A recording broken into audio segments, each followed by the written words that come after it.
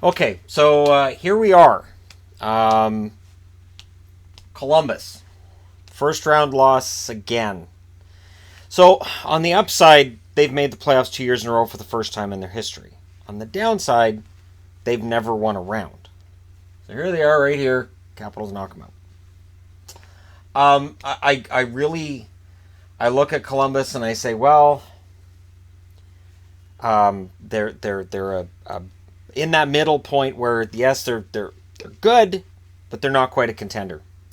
But Artemi Panarin definitely helps. Now he has one more year left at $6 million, and this is why Chicago traded him. They felt that Brandon Saad gave them long-term cost certainty instead of Panarin. Panarin will get a raise. It's a matter of how much. And Columbus could find themselves in a cap issue again. Now, trading away some of the contracts they did and not signing some of the veterans that they've let go have helped. But they do need some help. Panarin $6 million. Dubinsky $5.85 million for 3 more years. Foligno $5.5 million for 3 more years, and they need Nick Foligno to have a bounce back year next year. Wenberg $4.9 million for 5 more years. Atkinson $5.875 million on the extension that kicks in this summer, and that's a 7-year extension. Boone Jenner's a restricted free agent with arbitration rights. Be interested to see what he gets. And I'll stop and mention here, people have been asking about arbitration. So if I'm a restricted free agent, I can go to the team and say, I want this. And the team says, well, we think you're worth this. And then we negotiate from there. If we don't have an agreement, well, I can just go ahead and hold out, and there could be this long, drawn-out, crappy process. If I have arbitration rights, it means that at any point in said negotiations, either I or the team can say, you know what, we're going to an arbitrator. And the arbitrator will rule on who's right, you or me. And it's a rough process because the arbiter, they have to make their argument like it's a court case. So if I'm the manager, I have to go out and say, this guy isn't worth what he's saying because he makes these mistakes on the ice, because I don't feel like he's this core player. The player has to go out and say, I think the team's being cheap because. And it can get ugly. With managers calling out their players' weaknesses and players calling managers certain things and complaining about the process. So in most cases, teams and players will find a settlement before getting to the arbiter. But I really think that players with arbitration rights get more money. And I haven't seen the numbers on that, but I really think they can, because teams don't want to go there. Players generally don't either. But Jenner has that right, and we'll see if it goes there. Don't be surprised if one of them if one side or the other says we're going to arbitration, and then a contract gets signed before it gets there. Calvert's UFA this summer. Do they keep him? What do they do with Calvert? Vanek, who was a rental, do they try to keep him? He made $2 million this year on what you call a show me contract, where he signed with Vancouver with the idea of, I can still play, I can still be a difference maker. He can still be a difference maker, but I don't think he's going to sign for another $2 million contract. But he is 34, so you never know. And he wants to win. And I know, at the deadline I lost my mind because of how little Columbus paid to get him, but Vanek was relatively good for them in the playoffs. And he was a good rental for them. He did score over 20 goals this year, so I really think Vanek still has value. Anderson, a $1.85 million contract for 2 more years. Letestu's UFA this summer. Do they try to keep him? Robinson, $925K for 1 more year, and then he's an RFA. Dubois, the big one, in 2 years. $894K, and he was a number 1 center by the time the playoffs rolled around, and he's worth every penny of whatever they pay him. And it's not this summer that they'll start talking contract negotiations. It'll be next summer, and it'll be really interesting to see what happens there. Sonny Milano is a restricted free agent next summer. He makes $863K. He'll eat into this. Sedlak, $825K for 1 more year when he's got arbitration rights. Hannakainen, $675K for 1 more year, and then he's got arbitration rights. They do have an $80 million... I have the $80 million cap up, as I do with all these videos.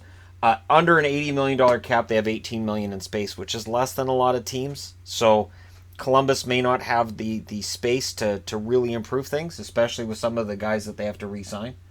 Jones, $5.4 million contract for 4 years. Seth Jones is a bargain at that price. I put red dashes next to guys that I feel are probably that top 5 next year. And then, or that top 6, and I've got 5 of them there, meaning there's a spot open because Jack Johnson's UFA, and I don't think he's coming back to Columbus, and I don't think they're going to make a big overture for him to come back. Savard, $4.25 million for 3 more years.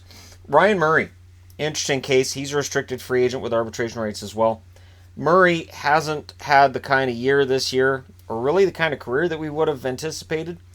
And this year was particularly hard in between injuries and just not getting played very much because he's fallen down the depth chart. How much is he worth? Do they try to keep him or do they try to move him for some more depth up front? What do? Cole is a UFA this summer. I don't think they're going to try to keep Ian Cole. Werenski, $925K for 1 more year. Werenski's going to get paid. You can make a lot of money. And Zach Werenski's earned it. Zach Werenski is a pretty amazing forward defenseman. And it's going to be an expensive blue line as soon as by the end of the summer. Nudavara, $2.7 million for the next 4 years. I don't know if I like that contract very much, but Columbus seems to know what they're doing. This is the first time they've been in the playoffs 2 years in a row, so I'll defer to them. Chorney's UFA this summer. Dean Kukin, $725K for 2 more years. Scott Harrington, $675K for this summer. And then he's a restricted free agent with arbitration rights. To me, Harrington's been in the league forever. It just feels that way, and yet he's only 25, so all right. It just feels like Harrington's name's been out there forever. In a net, no changes here. Bobrovsky, $7.4 million. Korpisalo, $900K, but both of them are UFAs next summer. So Columbus can sit down with Bobrovsky this summer. And that raises an important question for Columbus fans. Is Sergei Bobrovsky the goaltender who will finally lead this team out of the first round? Or do they need to save some money, pick somebody else up in net that's going to be a little cheaper than Bobrovsky's going to be on that extension, which would help them fill out the rest of this roster? Columbus has a Detroit sort of pay structure that I think there's a number of guys who get $500K to $1 million more than they may necessarily be worth at this stage of the game. And in Dubinsky's case, there's a lot of money up there for what he does for Columbus right now. It'll be very interesting to see what they do this summer. Because Dubinsky's got 3 more years left. They're not buying out Dubinsky. I really can't see it. Having said that, now they'll buy him out this summer. And with prospects, Gabriel Carlson on the blue line. Will he slot in as the number 6 guy? Davidson, Sam Vigneault, who was anticipated to join this team soon, may very well step in as a number 4 center next year. Stenlund's another interesting name on their depth chart, maybe. Gavrikov on the blue line. Whenever he's done with the KHL, he might be the guy that gets added to this blue line as well. It's a very young, very talented blue line, so there's no immediate need for one of these rookies to step in. They could probably sign a number 6 guy, sort of like what Johnny Oduya did for the Blackhawks when they were, running to the last cup. Pretty sure it was Oduya they had as a rental that year. Anyways, there's a lot to like about their blue line. Their goaltending is solid, and their attack up front is pretty good too. This is why they should be in the mix for a playoff spot again next year. Interesting name, and I had to do this. Elvis Merzlikins has 1 more year left in Lugano. And I might make a plea here now to Columbus to trade Elvis's rights to Vegas. A goalie named Elvis stepping in Vegas at some point needs... I don't speak for myself. I speak for fans everywhere. Make that happen. But, it'll be interesting to see what this team does going forward because they don't have as much cap space as some of the other teams they're competing with. And then the problem becomes if you're not going to look for free agents and if your rookies you don't have those big name young rookies because you've already got a lot of big name young kids in your lineup, do you just wait for improvement from within to make the team better and to get to that next level in the playoffs? Or does something else need to be done? Let me know your thoughts in the comments section below. Don't forget to hit like and subscribe if you're browsing your way through. You just happened upon this video. And thank you guys so much for watching. I'll talk to you again soon.